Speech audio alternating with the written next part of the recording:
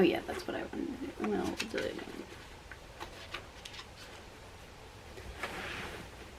The Fisherman and His Wife. There once was a fisherman who lived with his wife in a ditch close by the sea. The fisherman used to go out all day long a-fishing. And one day, as he sat on the shore with his rod, looking at the shiny water, watching his line, all on a sudden his float was dragged away deep under the sea, and in drawing it up, he pulled a great fish out of the water. The fish said to him, "Pray, let me live. I am not a real fish. I am an enchanted prince. Put me in the water again and let me go." "Oh," said the man, "you need not make so many words about the matter. I wish to have nothing to do with a fish that can talk, so swim away as soon as you please." Then he put him back into the water, and the fish darted straight down to the bottom and left a long streak of blood behind him. When the fisherman went home to his wife in the ditch, he told her how he had caught a great fish, and how it had told him that it was an enchanted prince, and that on hearing it speak he had let it go. "Did you not ask it for anything?" said the wife. "No," said the man. "What should I ask for?" "Ah," said the wife, we live very wretchedly here in this nasty, stinking ditch.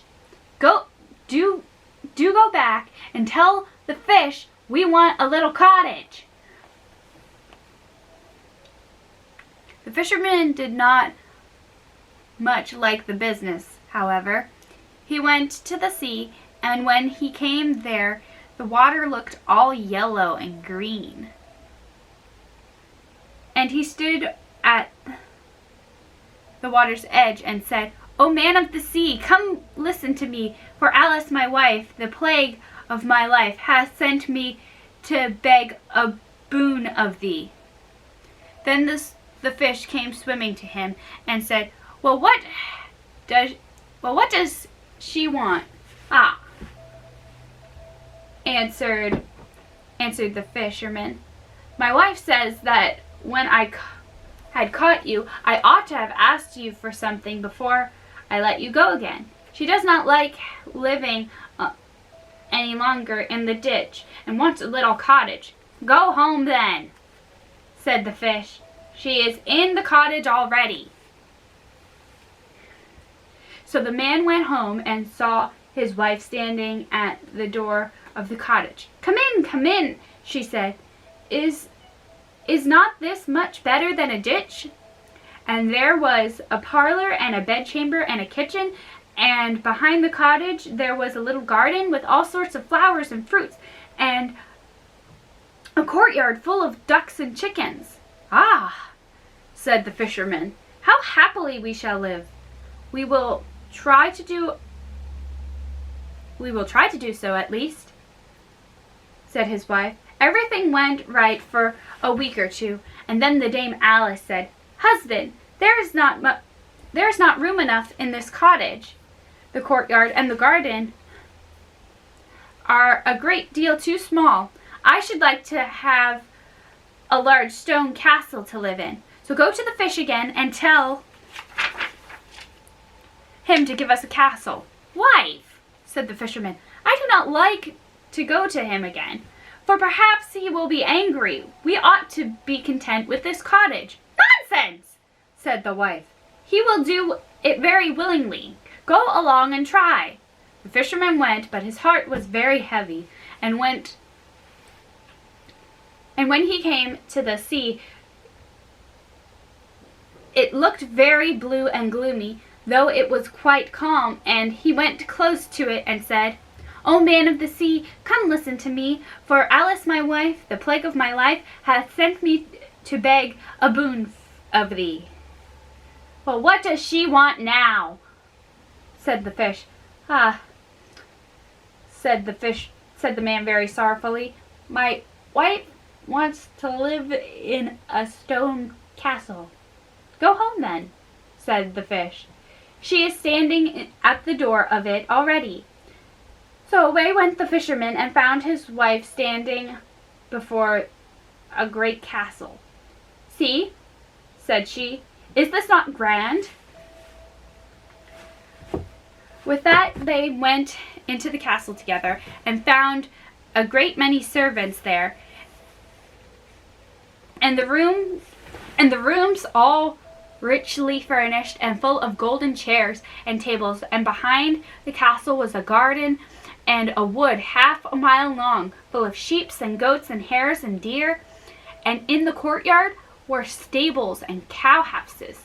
"Well," said the man, "now we will live contented and happy in this beautiful castle for the rest of our lives." "Perhaps we may," said the wife, "but let us consider and sleep upon it before we make up our minds." So they went to bed. The next morning, when Dame Alice awoke, it was broad daylight, and she jogged the fisherman with her elbow and said, "Get up, husband, and bestir yourself, for we must be king of all the land." "Wife, wife," said the man, "why should we wish to be king?" "I will not be king." "Then I will," said Alice. "But wife," answered the fisherman, "how can you be king? The fish cannot make you a king." "Husband," said she, "say no more about it, but go and try. I will be king."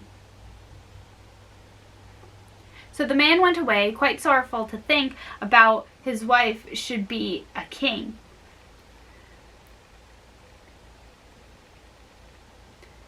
The sea looked a dark gray color and was covered with foam as he cried out,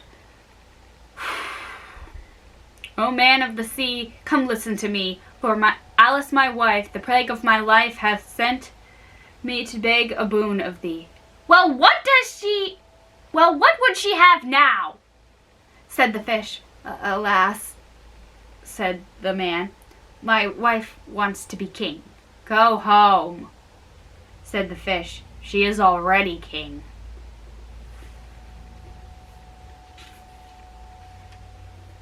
Then the fisherman went home, and as he came close to the palace, he saw a troop of soldiers and heard the sound of drums and trumpets.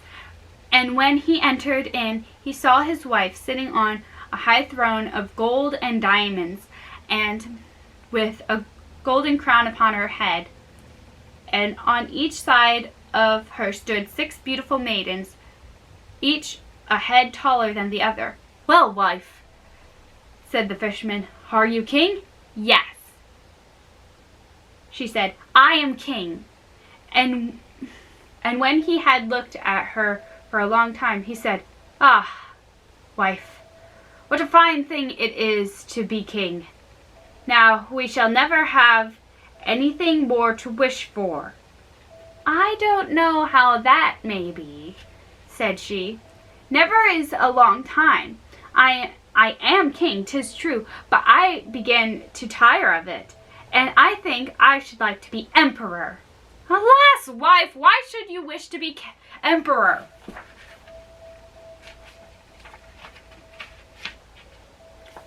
said the fisherman. "Husband," said she, "go to the fish. I say I will be emperor." "Oh, wife," replied the fisherman, "the fish cannot make an emperor, and I should not like to ask for such a thing." "I am king," said Alice, "and you are my slave, so do it directly." So the fisherman was obliged to go, and he muttered as he went along, "This will come to no good. It is too much to ask. The fish will be tired at last, and then we shall repent of what we have done." He soon arrived at the sea, and the water was quite black and muddy, and a mighty whirlwind blew over. But he went to the shore and said, "O man of the sea, come listen to me, for Alice my wife, the plague of my life, hath sent me to beg a boon of thee." "What would she have now?" said the fish. "Ah," said the fisherman, "my wife wants to be emperor." "Go home," said the fish. "She is emperor already."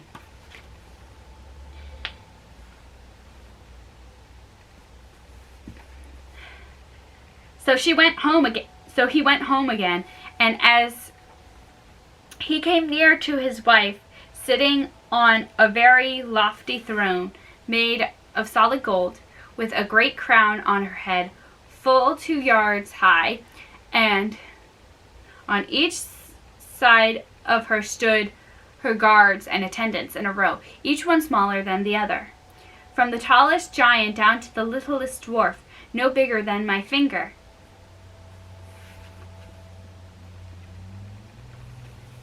So about yay big.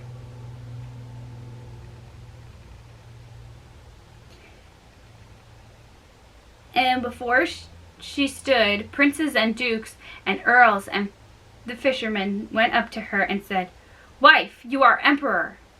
"Yes," she said, "I am emperor." "Ah," said the man as he gazed upon her, "what a fine thing it is to be emperor." "Husband," said she, "why should we stay at being emperor? I will be pope next." "Oh, wife," he said, "how can you be pope? There is but one pope in the Christendom." "Husband," she said, "I will be pope this very day." "But," replied the husband, "the fish cannot make you pope." "What nonsense," said she. "If he can make an emperor, he can make a pope. Go and try him." So the fisherman went, but when he came to the shore, the wind was raging, and the sea was tossed up and down like boiling water, and the ships were in the greatest distress, and danced upon the waves most fearfully in the middle of the sky, where it was blue. But toward the south it was all red, as if a dreadful storm was rising. At this the fisherman was terribly frightened and trembling, so that his knees knocked together. But he went to the shore and said, "O man of the sea, come listen to me, for Alice my wife, the plague of my life, has sent me to beg and boon thee." "What does she want now?" said the fish. "Ah," said the fisherman, "my wife wants to be pope." "Go home," said the fish. She is already pope. She is pope already." The fisherman went home and found his wife sitting on the throne that was 2 miles high, and had 3 great crowns on her head, and around stood all the pomp and power of the church. And on each side were 2 rows of burning lights of all sizes, the greatest as large as the highest and biggest tower in the world, and the least no smaller than a small rushlight. "Wife," said the fisherman as he looked at all this grandeur, "are you pope?" "Yes," said she, "I am pope." "Well, wife," he replied, "is it a grand thing to be pope? And now you must be content, for you can be nothing greater." "I will consider of that," said the wife. Then they went to bed, but the Dame Alice could not sleep all night for thinking what she could be next.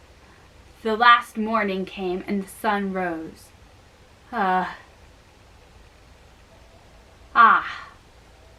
Thought she as she looked at the window, through the window. Cannot I prevent the sun rising?" At this she was very angry and wakened her husband and said, "Husband, go to the fish and tell him I want to be lord of the sun and moon." The fisherman was half asleep, but the thought frightened him so much that he started and fell out of bed. "Alas, wife," he said, "cannot you be content to be the Pope?" "No," said she, "I am very uneasy, and cannot bear to see the sun and moon rise without my leave. Go to the fish directly." When the man went trembling for fear, and as he was going down to the shore, a dreadful storm arose, so that the trees and the rocks shook, and the heavens became black, and lightning played, and thunder rolled. And you might have seen in the sea great black waves like mountains, with a white crown of foam upon them. And the fisherman said, "O man of the sea, come listen to me, for Alice, my wife, the plague of my life, hath sent me to beg and boon of thee." "What does she want now?" said the fish. "Ah," said he, "she wants to be lord of the sun and moon." "Go home," said the moon, "to your ditch again." And there they live to this very day.